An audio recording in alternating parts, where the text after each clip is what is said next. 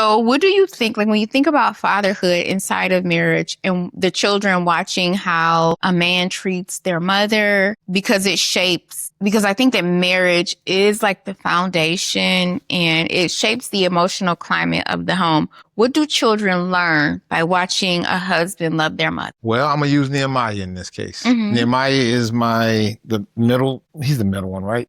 He's the middle. He's about well, not really. Not necessarily. He's the youngest of the oldest boys. Of the original. The original. Mm-hmm. Yeah, he's the youngest of the original. Even though he and Jordan is only, 3 months older than him? 3 months older than him. So he decided to get married. Mm-hmm. And I can see that, and even before he got married, I could tell he was going to be the child that tried to mimic us. Mm-hmm. Because he would ask us questions or he'll come tell us, I'm in love, Dada. I'm in love, Dada. I'm like, what? With who? He's been saying that since elementary school. And he told us, what, 3 girls? It was 3 girls? 5. 5 girls that he was in love with before he actually met his wife. And we had to tell him, don't you bring another girl into this house. Thank God that he didn't marry these girls and get into it. But he found his wife. He's in love with her, Courtney, which is my daughter-in-law. And she has some of the qualities that you have, like the pursuit for education, that she's intelligent. So I could see him trying to mimic his dad and get a woman of substance and value. They have that same... And one that tell you what to do. They're both strong-willed, just like us. Like, we're both very strong-willed. And we bump heads, too, because she's smart, and I'm smart, and I'm an alpha. Mm-hmm. And sometimes the alpha just want to be the alpha. Mm-hmm. And so when I get to that point, it'd be like, listen, I'm alpha now. But, you told me once that you was the head and I was the neck. So if I'm the neck, and no, you said you was the head and I'm the neck. Right. So if I'm trying to turn, and you like, no, it creates like whiplash. You walk like, do it again. You going that way, I'm going this way. I'm looking this way. How do you think marriage has shaped your fatherhood? I think marriage has shaped my fatherhood. Like I had to grow to be more emotional. And I think marriage is helping me out in that standpoint. It's either marriage or just you, one or the other. But it's a necessary thing, fellas, that I'm learning to this day right now. And it is my childhood. I can admit that on camera, that I feel like I have never been like really in tune with other emotions, other people's emotions. I'm in tune with mine. I'm emotional. I cry at the drop of a dime. But it's difficult for you. But it's not difficult. It's awkward for me sometimes because I didn't grow up as that tender, cuddle. I grew up almost felt like in a survival mode. I was prospering. My mom was working. We had stuff, but I could see her working by herself, taking care of 2 kids, ripping and running up and down the highways over Galveston. It felt like, in hindsight, now it looked like survival mode. So we didn't do a lot of, come here, let me give you, how you do all the kids, how you kiss all on them and stuff. You know what I'm saying? Yeah. So I'm learning how to do that. I gave Aaron a hug the other day. What did he do? He was like, whoa, Lord. But you know what? I don't think, because you did it when he was a baby. And you do it with Nazir. You do it with a grandchild. Baby's good. Baby's good, man. Baby's so cuddly. Kids are babies. They cuddly, but Jordan and Nehemiah, big burly dudes, man. I hug them. I still hug all of them. I know you do, because that's your nature, though. All of them, I love them. But see, when you came through, that's what you naturally do. Naturally, I give hugs, you know what I'm saying? But that soft, almost like a father being a nurturing mother. So you weren't required to be nurturing or in the military, like when you were leading soldiers? You weren't? No, I wasn't nurturing. You get up and do what we tell you to do. Discipline. But you didn't have to be emotionally engaged with them? I mean, it was one time. Like you were. It was one time. More than once. That I can recall where a soldier lost somebody at work. Well, they found out at work that they lost somebody. Mm-hmm. The soldier broke down. I went ministry mode. Mm-hmm. I didn't go soldier mode. So So why couldn't that ministry mode translate to your family? Because that requires you to have It does happen because I had my kids, our kids lost their father. Yeah. So that was a point where I had to be emotionally tied in and ignore the fact of everything that the man didn't do. You see what I'm saying? So what did that look wasn't like, the though? time. What did being emotionally tied into them look like for you? For me, it looks like back to what my go-to observation. How is Jada looking? How is she feeling right now? How is Jaylyn? Is she crying right now? Does she look like she need a hug? That's what I'm thinking. You know what I'm saying? Or Jordan. When they broke down, I put my arms around her. You know what I'm saying? That's what it looked like to me. Okay. And I didn't say it was going to be all right, because it's not going to be all right. You just lost your father. Right. So I just, that was one instance. And then as now I'm learning, even with you, like I'm learning with you to try to be more emotional aware. Right. Like even, and it sounds robotic right now because I have to consciously do it because it's not my nature.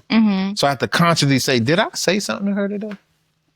Did I give her a word of affirmation today?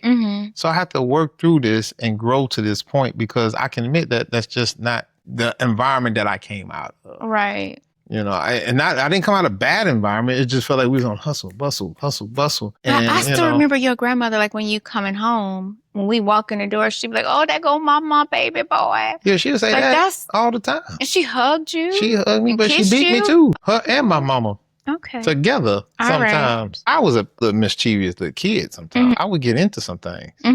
Nothing to go to jail on, you know what I'm saying? But I would break some stuff. Yeah. So. Yeah. Okay. What do you think that we've had to learn or repair as parents? One, like what I just said, I had to learn to be more emotionally aware. And then I have to also learn this, that even though the Bible says spare the rod, spoil the child, I had to learn that spanking and beating, hitting your kids, spanking your kids, that's not necessarily the right way. The only way to discipline. Right? I feel now that that's not a way to discipline kids, because in essence, you're building a mentality in their head. Yeah, violent. If you think about it, maybe in a slave mentality or an animal. If you're hitting an animal, makes them mean. They get a relationship with that rod. You see what I'm saying? The relationship with the rod. When they see the rod, oh, I'm gonna get hit. Oh, I'm gonna get hit. Or they gonna hit me. So then when you're not trying to use the rod, the kid just know that you did it. So they're like, it hurts that communication, and it's a barrier there that builds with spanking. So I like to think that spare the rod, spoil the child is in reference to guidance. Right. The rod is a guiding tool, not a beating tool. Right. Because we've definitely learned that with Arian. I wish that I could have somehow interpreted this to my mother and my grandmother back in the day, that they would know that scripture just might mean spare the rod, spoil the child. If you don't have a rod to guide them, not beat them.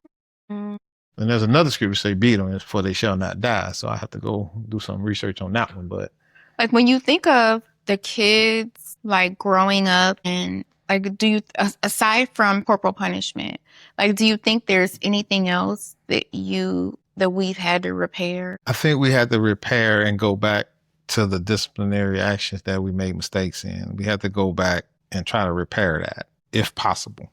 Like, what do you mean? Like when I got a little bit too far with Jordan, maybe, and that probably would have. Well, we've already that aside, like that, like, physical interactions. Like, aside from the physical interactions, like, what do you think? I know this is a reclaiming fatherhood, but I always say I wish that I had not engaged with their mother. I wish that I could have just stayed, like, no matter what she said or did, I wish I could have just completely disengaged. That's huge. Yeah, because I do wish I would have stuck to what needs to be said and not opted for listening to the bullcorn. Or feeding into it because I'm trying to get something and I got to hear the bullcorn to get what I'm trying to get to. Right. Which was your kids. Yeah. Yeah. Yeah. I get that. What do you think that men need to own as it relates to fatherhood? Their responsibility. Yeah. One thing I know that you didn't allow what your ex said or what she did be the final say. You took her to court.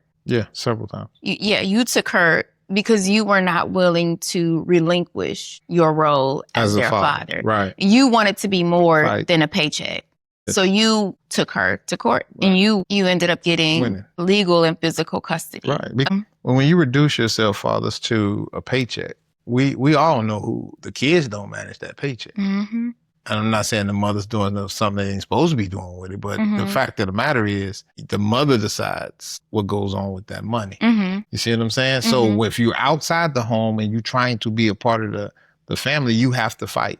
You have to fight, go to court. If you don't settle for no, hey, I'm going to pick them up here. Get it in writing. Yep. Get it in writing, because all women ain't built the same. Right. All women don't act the same. Right, You know? absolutely. So if you got kids out there, and I'm looking at the camera, you got kids out there, and you ain't got no custody or no visitation rights on paper, go get them. Go get them, because that way you can hold yourself responsible for your kids, and can't nobody stop you from seeing or being with your children. Absolutely. Because they don't like how you moving. Right. Right. I remember once when we were dating and you were deployed and you hadn't been able to talk to the kids for a few months. You remember that? And it was Noah's birthday and you emailed his teacher. Do you remember that? Those teachers loved you. They was like, oh my God. Like, Noah was in first grade maybe? And you arranged to have Pizza Hut deliver pizza to his class for his birthday. And the teacher, you ordered cupcakes. He was like, I want to do this. So we kind of figured out a way for you to send pizza to his school and send cupcakes. And she even gave you a time to call and you were able to speak to Noah. You remember that? And you was like, it was like an 8-hour time difference maybe. So you had to stay up to be able to speak to him. Yeah. But it spoke volumes about who you are as a father, and you still show up the same way with Arian. You think you still show up? Yeah. Yeah. That's dope. That's good. Okay. So what does being a grandfather mean to you? Still in my 40s. Late for just barely. Look, barely. Hey. Barely. I'm warming up to it. I love it. My grandson, and I got one more on the way. We got one more on the way, and I don't know. We're supposed to say that on here. It means it's a legacy there, so it means a lot.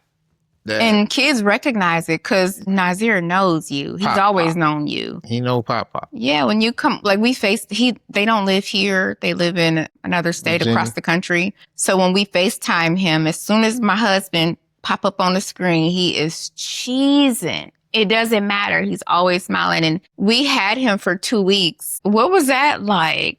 Whew, that really showed me that in our tender age that we don't need no more kids. So, did you have any doubt? What? Nah, it was fun. He was so fun. But tiring. And I couldn't keep up with him. He was a baby. I had to get back into that waking up and rolling all over in the middle of the bed and getting bottles and all that stuff. I just want to play. He ate food.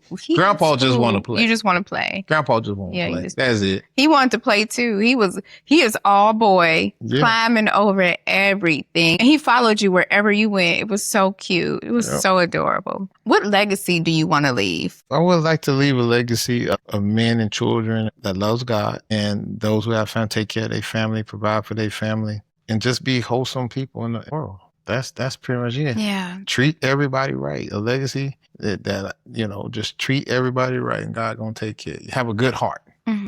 That's what. Have a family, kids that have good hearts and can contribute to society that way.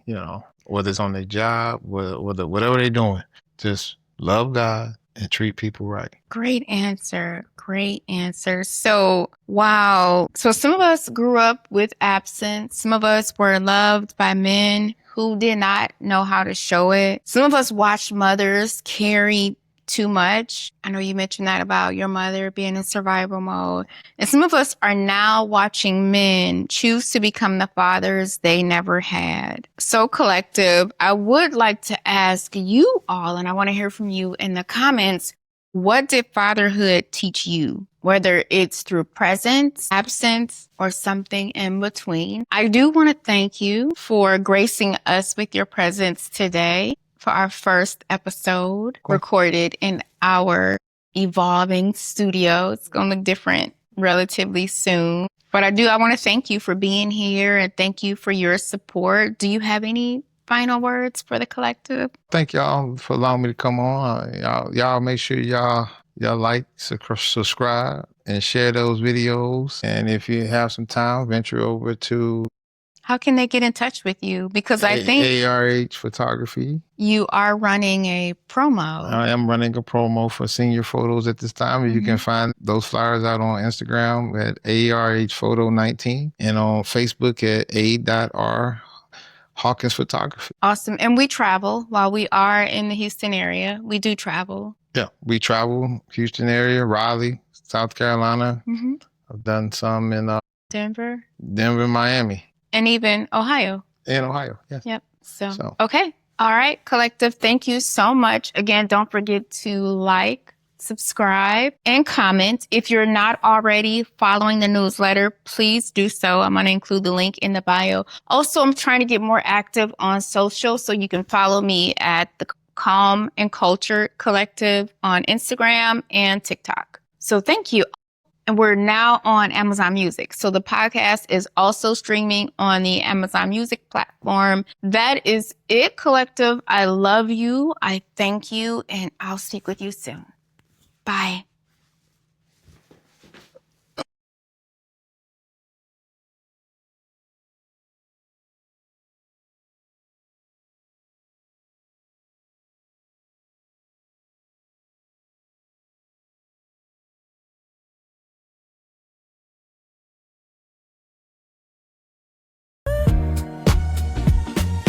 Welcome to the Calm and Cultured Collective.